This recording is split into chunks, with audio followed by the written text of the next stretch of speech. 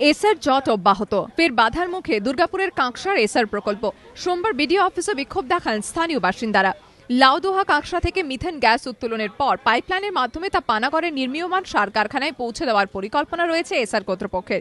সেজন্য এলাকায় চলছে পাইপ বসানোর কাজ, কিন্তু বাদ সেধেছেন কাঁকসার পোড়ানপাড়া গ্রামের বাসিন্দারা।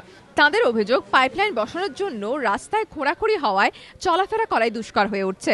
পাশাপাশি তাদের দাবি, জনবসতি পাশ দিয়ে পাইপলাইন নিয়ে যাওয়া যাবে না। সোমবার কাঁকসার ফরওয়ার্ড ব্লক বিধায়ক সুনীল মণ্ডলের নেতৃত্বে বিডিও অফিসে বিক্ষোভ দেখান তারা।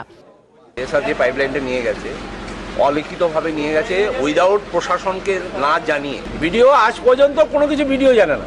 ভিডিও বলছে যে আমাকে আজ পর্যন্ত কোনো কিছু জানানো হয়নি। ঘন জনবসতির মধ্য দিয়ে পাইপলাইন যেতে পারে না, নেই। বিডিও আশ্বাস দিয়েছেন, বিষয়টি নিয়ে জেলা প্রশাসন ও এসআর কর্তৃপক্ষের সঙ্গে কথা বলা হবে। আমি লিখিতভাবে একটা অভিযোগ পেয়েছি, সেটা আমরা প্রজেক্ট ডিরেক্টর এসআর এর কাছে আমি পাঠাচ্ছি এবং এসডিও ম্যাডামের সাথে একটু পরেই আমার মিট করব।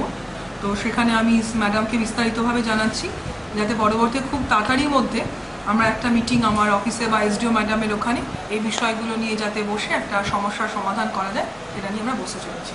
কখনো জমি জট, কখনো বা রাস্তা ছাড়ানোর দাবি, বিভিন্ন কারণে বারবার এসআর প্রকল্পকে নিয়ে তৈরি হয়েছে জটিলতা। শেষমেশ প্রকল্পের ভবিষ্যৎ কি হয় সেটাই এখন দেখার।